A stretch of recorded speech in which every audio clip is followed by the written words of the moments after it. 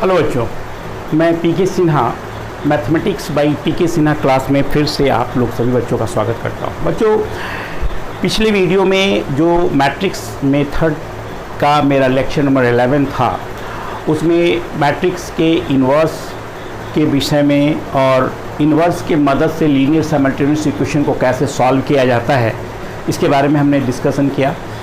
पिछले वीडियो में हमने ये बताया कि अगर a system of simultaneous linear equation has infinitely many solution तो वो कैसे निकलता है।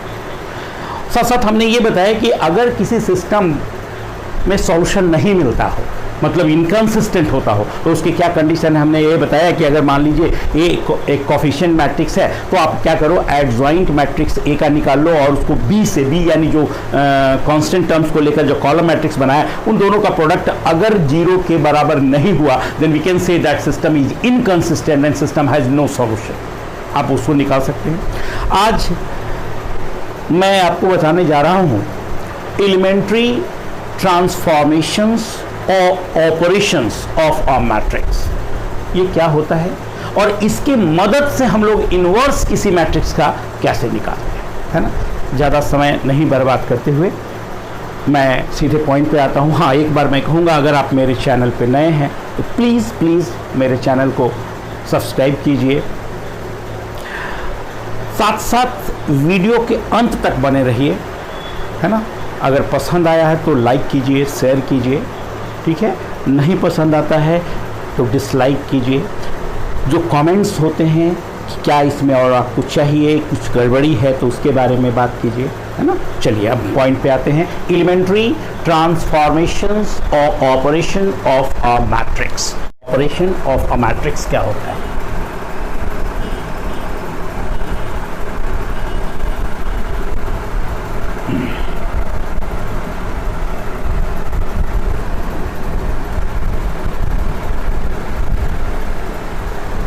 Elementary transformations or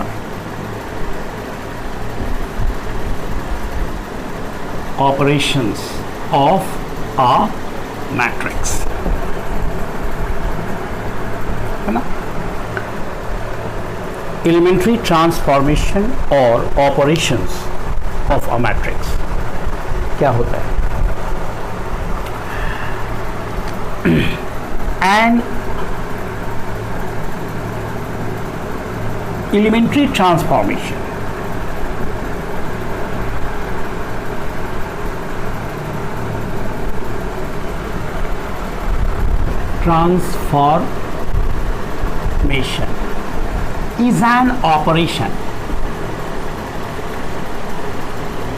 is an operation of any one of the following types. Elementary transformation is an operation. Elementary transformation को ई ट्रांसफॉर्मेशन भी कहते हैं। is an operation of any one of the following types. ठीक है। सबसे पहला इसमें आप देखिए क्या है। देखिए यहाँ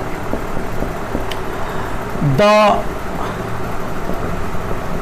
interchange of any two rows or columns।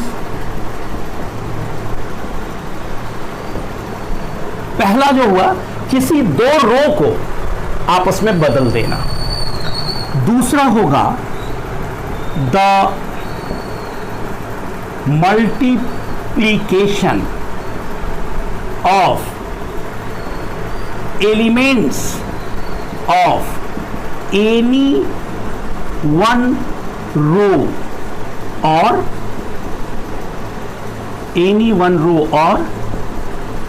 column by a non-zero number, है ना। मतलब क्या होता है कि किसी दो रो को चेंज करना या दो कॉलम को चेंज करना एक काम, किसी एक रो के सारे एलिमेंट में या एक कॉलम के सारे एलिमेंट्स में नन जीरो नंबर से मल्टीप्लाई करना, और तीसरा होगा the addition of the elements of any row or column, any row or column, the corresponding elements of any other row or column multiplied by a non-zero scalar. मतलब क्या हुआ, किसी एक रो के एलिमेंट्स में दूसरे रो के कॉरस्पॉन्डिंग एलिमेंट को के टाइम्स ऐड करना या सबट्रैक्ट करना, ये तीन जो ऑपरेशन होता है इसे हम लोग एलिमेंट्री ट्रांसफॉर्मेशन या elementary operations of a matrix कहते हैं। समझ में आ रहा है? क्या है? Interchange of any two rows, कोई भी दो रो को आपस में बदल देना, किसी एक रो के सारे एलिमेंट्स में नॉन जीरो नंबर से मल्टीप्लाई करना, किसी एक रो के एलिमेंट में दूसरे रो के कॉरस्पॉन्डिंग एलिमेंट को के टाइम्स ऐड करना या सबट्रैक्ट करना, ये तीन ऑपरेशन जो होता है उसे हम लोग एलिमेंट्री ट्रांसफॉर्मेशन कहते हैं, है ना। अब ये काम है कि elementary transformation is called elementary row transformation or elementary column transformation according as it applies to rows or columns। अगर कॉलम में अप्लाई किया है आपने ये, तो इसको हम लोग एलिमेंट्री कॉलम ट्रांसफॉर्मेशन बोलेंगे। अगर रो पर अप्लाई किया है तो इसे हम लोग एलिमेंट्री रो ट्रांसफॉर्मेशन कहते हैं। बात समझ में आ रहा है? यानी यहां पर देखिए, रो भी लिखा हुआ है, कॉलम भी लिखा हुआ है। अगर आप एलिमेंट्री ट्रांसफॉर्मेशन में दो कॉलम को आपस में बदल देते हो, एक कॉलम के सारे एलिमेंट में दूसरे कॉलम के एलिमेंट्स को के टाइम्स ऐड करते हो, सबट्रैक्ट करते हो, या किसी एक कॉलम के सारे एलिमेंट में नॉन जीरो नंबर से मल्टीप्लाई करते हो, तो उसको हम लोग एलिमेंट्री कॉलम ट्रांसफॉर्मेशन बोलेंगे। और अगर यही ऑपरेशन तीनों अगर आप रो में करते हो तो उसे हम लोग एलिमेंट्री रो ट्रांसफॉर्मेशन कहते हैं। ठीक है, हम यहां पर लिख रहे हैं elementary transformation is called an elementary row transformation or an elementary column transformation according as it applies to rows or columns।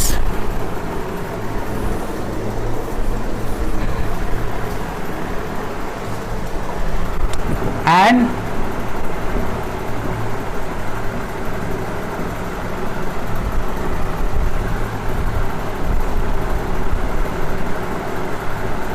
elementary transformation is called an elementary row transformation or an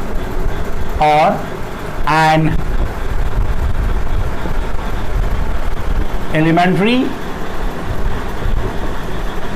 column transformation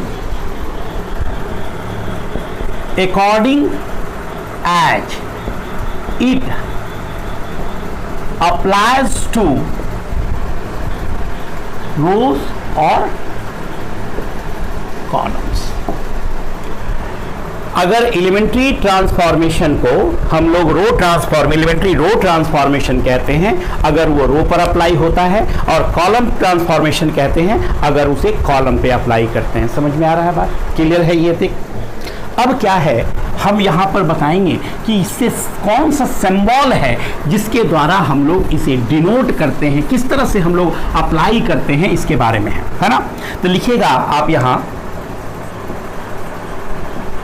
symbols to be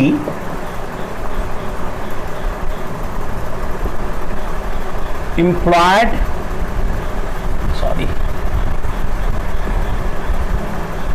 implied for the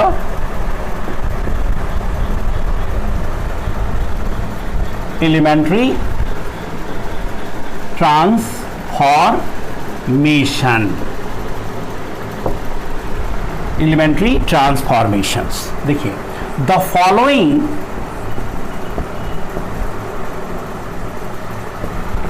notations, the following notation will be used to denote the six transformations. पहला है, देखिए, the interchange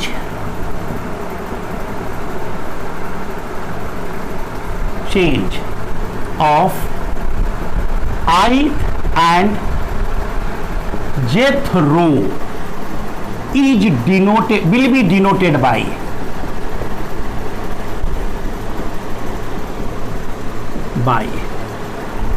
देखिए RI और RJ, ये double arrow, यह समझ रहे हैं आप? यहां का कहने का मतलब हुआ ith रो और jth रो को आपस में चेंज कर दो, है ना? The interchange of ith and jth rows will be denoted by, इस तरह से डिनोट किया जाएगा. दूसरा देखिए आप यहां पे, the multiplication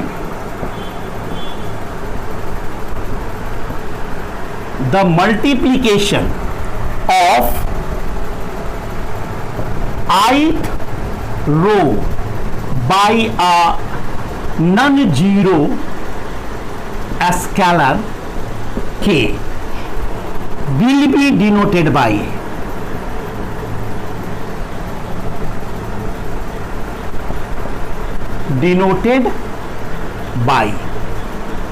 RI k times RI. ये देखिए, है ना? ith रो में अगर आप k से the multiplication of ith row by a non zero scalar k will be denoted by this symbol. समझ में आ रहा है ये दो पॉइंट? इस तरह से हम लोग डिनोट करते हैं. इसका मतलब क्या हुआ? ith रो में k से आपने मल्टीप्लाई कर दिया. ठीक है? और देखिएगा, इसके बाद तीसरा जो पॉइंट है इसमें क्या है? तीसरा नंबर आप देखिए, द addition of k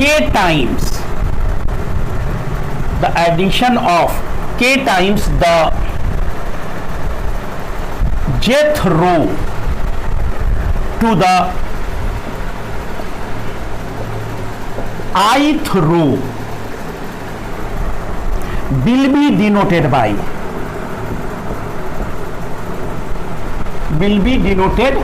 देखिए, यहां पर jth रो को k टाइम्स rth रो में जो ऐड किया गया, तो ith रो जो हुआ वो चेंज किया, यानी ith रो एरो देंगे. देखिए, ith रो में k टाइम्स jth रो को ऐड किया गया. इस तरह के सिंबल से हम लोग डिनोट करें. इसका मतलब क्या हुआ कि आपने jth रो के एलिमेंट्स को k टाइम्स ith रो के एलिमेंट्स में ऐड किया यहां पे, है ना?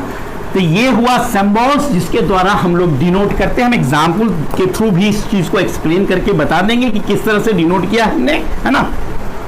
अब उसके बाद देखिए कि द कॉरस्पॉन्डिंग, आप यहां पर देखे होंगे हमने 6 ट्रांसफॉर्मेशन की बात किया था, तो 3 रो में हुआ, 3 कॉलम में हुआ, तो the corresponding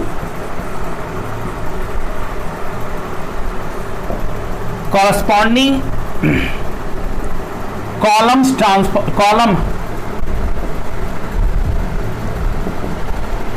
transformations, corresponding column transformations will be denoted by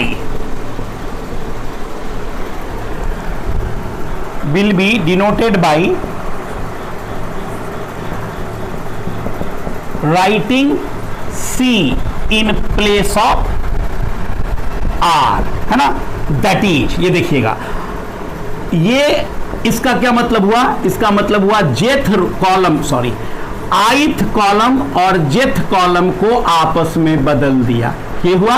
अच्छा, फिर देखिए आइथ में k टाइम्स, आइथ कॉलम में k टाइम्स आपने मल्टीप्लाई किया, और ये हुआ आइथ कॉलम में जेथ कॉलम को k टाइम्स ऐड किया। ये अगर कॉलम में ऑपरेशन करते हैं तो इस सिंबल द्वारा डिनोट किया जाता है। ये है सिंबल डिनोट करने का। समझ में आ रहा है? अब हम इसके बाद बात करेंगे कि देखिए किस तरह से हम लोग यहां पे एक मैट्रिक्स को लिखते हैं। यहां देखिए,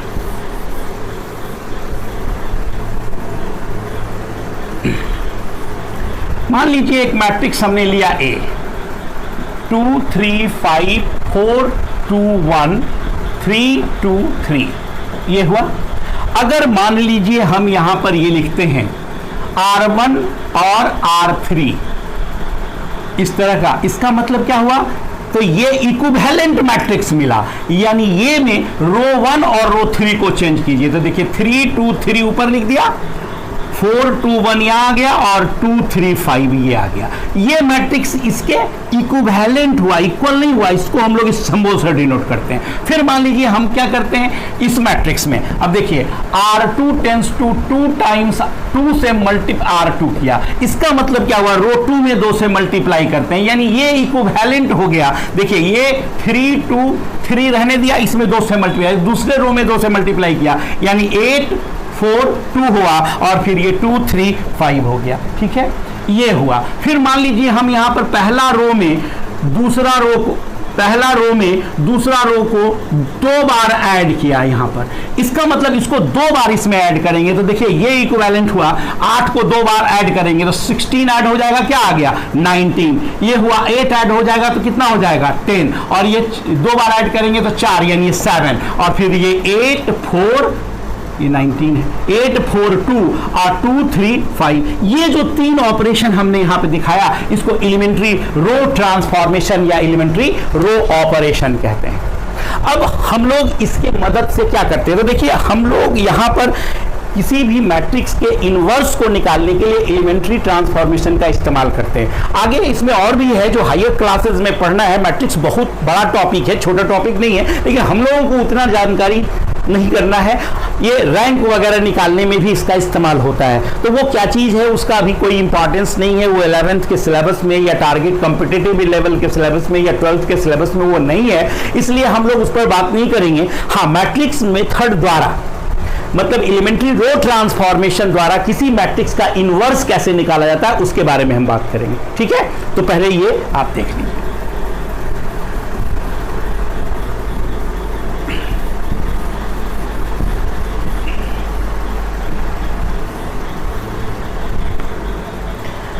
देखिए अब क्वेश्चन यहां पर ऐसा रहता है दिया हुआ, using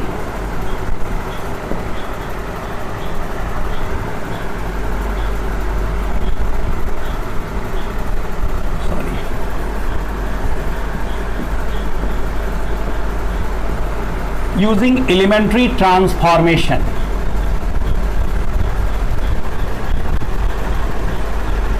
find the inverse of matrix A। Matrix A है 2 3 1 4, है ना। सबसे पहले तो आप चेक कर लीजिए वो इन्वर्टेबल है या नहीं है।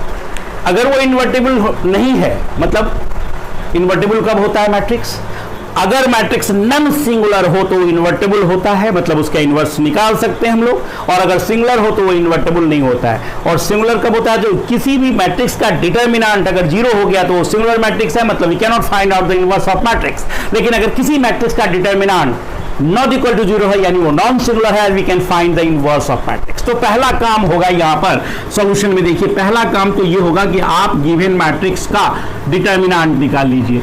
2 3 1 4 ये दिया हुआ है, डिटर्मिनेंट क्या होना चाहिए 2 3 1 4, ये हो गया 8 - 3 = 5, है ना, नॉट इक्वल टू 0, हम इसलिए लिखेंगे सो ए इज एन इनवर्टेबल मैट्रिक्स, है ना। क्यों भाई इनवर्टेबल क्यों हुआ? क्योंकि ये नॉन सिंगुलर है, because A is non singular, है ना। अगर ये सिंगुलर होता मतलब डिटर्मिनेंट 0 हो जाता तो हम इसके इनवर्स को नहीं निकाल सकते, ठीक है। अब देखिए, अब इसके इनवर्स को निकालने के लिए हम लोग कौन सा तरीका इस्तेमाल करते हैं, ये देखिए। हम लोग यहां पर लिखेंगे वी नो दैट, हम लोग जानते हैं कि किसी भी मैट्रिक्स में आइडेंटिटी मैट्रिक्स से मल्टीप्लाई कर दें, क्योंकि 2 ऑर्डर का स्क्वायर मैट्रिक्स है, 2 ऑर्डर का आइडेंटिटी मैट्रिक्स, तो वही मैट्रिक्स मिलता है। ये हम लोग जानते हैं, पढ़े इस चीज के बारे में। इसका मतलब ये हुआ कि A into identity matrix 1 0 0 1 equal to A होगा, मतलब 2 3 1 4, ये हो गया। अब हमारा काम क्या है, तो देखिए ये 3 ऑपरेशन जो आपको बताया गया एलिमेंट्री ट्रांसफॉर्मेशन में, उन 3 ऑपरेशन के मदद से आपका उद्देश्य होगा इस मैट्रिक्स को आइडेंटिटी मैट्रिक्स में बना देना। कोई 2 रो को आपस में बदल दीजिए, किसी एक रो को दूसरे रो में के टाइम्स ऐड कीजिए, सबट्रैक्ट कीजिए, किसी एक रो ट्रांसफॉर्मेशन अगर यूज कर रहे हैं तो केवल रो का ही इस्तेमाल करना है, अगर कॉलम ट्रांसफॉर्मेशन कर रहे हैं तो केवल कॉलम। एक बात याद रखना है, किसी भी ऐसे प्रॉब्लम्स को सॉल्व करने में अगर आपने रो ट्रांसफॉर्मेशन का इस्तेमाल किया तो केवल रो का ही इस्तेमाल करेंगे, कॉलम का इस्तेमाल किया तो केवल कॉलम का ही इस्तेमाल करेंगे। ऐसा नहीं कि कभी हम रो को चेंज कर दिया, कभी हम कॉलम को चेंज किया, ऐसा नहीं। यूजिंग एलिमेंट्री रो ट्रांसफॉर्मेशन और एलिमेंट्री कॉलम ट्रांसफॉर्मेशन, कोई एक ट्रांसफॉर्मेशन से इसको आप सॉल्व कर सकते हैं, ठीक है। अब हमारा एम क्या है, इसको आइडेंटिटी बनाना, मतलब यहां पर एलिमेंट हो जाना चाहिए कितना 1, और यहां पे होना चाहिए 0, और ये हुआ 0, और ये होना चाहिए 1, यही ना। तो अब हम देखिए, सबसे पहला काम हमारा दिमाग में, ये प्रॉब्लम प्रैक्टिस का है। रो 1 में हमने क्या किया, रो 2 को सबट्रैक्ट कर दिया, ठीक है। तो देखिए इधर भी आप चेंज करेंगे, है ना, पहले रो में दूसरे रो को घटा देंगे, 1 माइनस 0 1 0 माइनस 1 माइनस 1 0 1, ये आ गया। और इधर जब आप घटा देंगे तो क्या आ जाएगा, देखिए ये क्या आ जाएगा 1, और ये हो गया -1, ये हो गया 1, और ये हो गया 4, ठीक है। बहुत सिंपल हुआ ये। अगला स्टेप में क्या करेंगे, फिर देखिए नेक्स्ट स्टेप में इसको 0 बनाना है, यानी हम रो 2 टेंस करेगा रो 2 माइनस रो 1, ठीक है। तो रो 2 में रो 1 को अगर सबट्रैक्ट कर देंगे आप तो आपको क्या मिलेगा, देखिए ए, यहां पर पहले रो 2 में रो 1 को घटा दें, तो इसको अगर घटा देंगे यहां पर तो ये हो जाएगा -1, और इसको इसमें घटा देंगे तो ये ऐड हो जाएगा, यानी +2 हो गया ये, ठीक है। और ये हो गया 1 -1। अच्छा, और इधर क्या चेंज हो गया बाबू, तो इधर जो चेंज हो गया, पहला रो में तो कोई चेंज नहीं हुआ, यानी 1 -1 रहा ही, और दूसरा ये हो गया 0, और ये हो जाएगा 5, है ना, ये हो गया 5, क्योंकि इसको घटाने का मतलब ऐड हो जाना 5। अब इसे यूनिटी बना सकते हैं, यानी रो 2 टेंस टू 1/5 रो 2। देखिए एक ऑपरेशन हमारा ये भी था कि नॉन जीरो नंबर से मल्टीप्लाई कर सकते हैं, तो हम रो 2 में 1/5 से मल्टीप्लाई किया तो ये बन गया 1। तो देखिए अब क्या आ गया, ए 1 -1 रो 2 में, यानी ये हो गया 1/5, ये हो गया 2/5, ठीक है। और इधर कितना आ गया, तो 1 -1 और 0 1। अब आपका उद्देश्य केवल इसे 0 बनाना है, तो क्या करेंगे, इसको उसमें ऐड कर देंगे, यानी हम यहां पर लिखेंगे R1 tends to R1 plus R2 we get, हमें क्या मिलेगा वो स्टेप देख लीजिए। ये मिटाते हैं, नोट कर लीजिए इसको आप पहले।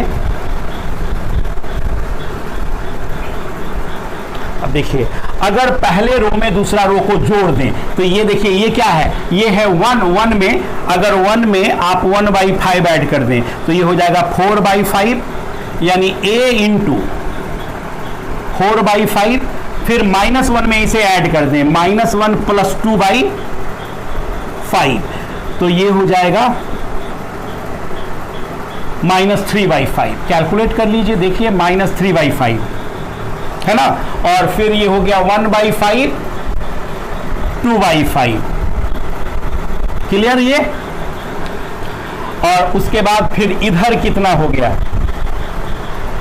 रो 1 में रो 2 को ऐड कर दिया, तो देखिए ये 0 ऐड किया, ये 1 ही रहा, ये हो गया 0, ये 0 1, है ना। अब आप जान रहे हैं, हम लोग यहां पर जानते हैं, we know that a inverse बराबर आइडेंटिटी, है ना। यानी ए में इस मैट्रिक्स से मल्टीप्लाई करने पर आइडेंटिटी मैट्रिक्स मिला। इसका मतलब हम ये कह सकते हैं कि सो इनवर्स ऑफ मैट्रिक्स ए बराबर हो जाना चाहिए कितना, 4/5 -3/5 -1/5 एंड 2/5। ये हो गया इनवर्स ऑफ द मैट्रिक्स। इस तरीके से आप मैट्रिक्स के इनवर्स को निकाल सकते हैं। ये हुआ एलिमेंट्री ट्रांसफॉर्मेशन। ये एलिमेंट्री रो ट्रांसफॉर्मेशन और एलिमेंट्री कॉलम ट्रांसफॉर्मेशन के मदद से हम लोग किस तरह से मैट्रिक्स के इनवर्स को निकालते हैं। 2 ऑर्डर के बारे में हम बताए हैं अभी, है ना। एक प्रॉब्लम्स जो है अब नेक्स्ट वीडियो में, ये वीडियो मेरा आज यहीं तक है। इसके बाद अगले वीडियो में हम एक 3 ऑर्डर का इनवर्स निकालने के लिए इसी प्रोसेस से बताएंगे, और उसके बाद कुछ मैट्रिक्स के प्रॉब्लम्स, एनसीईआरटी प्रॉब्लम्स को सॉल्व करेंगे, ठीक है। और साथ साथ मैं अब 11th स्टूडेंट्स के लिए भी वीडियो अपलोड करने वाला हूं। मेरा अगला वीडियो जो होगा वो 11th स्टूडेंट्स के लिए होगा, जिसमें सबसे पहला टॉपिक मैं 11th स्टूडेंट्स को पढ़ाता हूं, सीक्वेंस एंड सीरीज, है ना, जो 11th के साथ साथ कंपटीशन का भी प्रिपरेशन करने वाले स्टूडेंट्स के लिए बहुत यूजफुल होगा। तो मेरा पहला वीडियो 11th स्टूडेंट्स के लिए 11th का सीरीज जो स्टार्ट करने वाला हूं, उसमें पहला वीडियो आएगा जिसमें मैं सीक्वेंस एंड सीरीज पढ़ाऊंगा, ठीक है। आज का वीडियो यहीं तक है, फिर हम अगले क्लास में आपसे मिलेंगे, है ना। मेरे वीडियो को लाइक कीजिए, शेयर कीजिए, अगर पसंद आता है तो सब्सक्राइब कीजिए, ठीक है। ज़्यादा से ज़्यादा शेयर कीजिए। कुछ भी अगर कोई डिमांड हो या कुछ और पॉइंट्स बात हो, उसको आप कमेंट्स बॉक्स में जाके कमेंट्स करेंगे, ठीक है। नेक्स्ट क्लास में मिलते हैं फिर, बाय।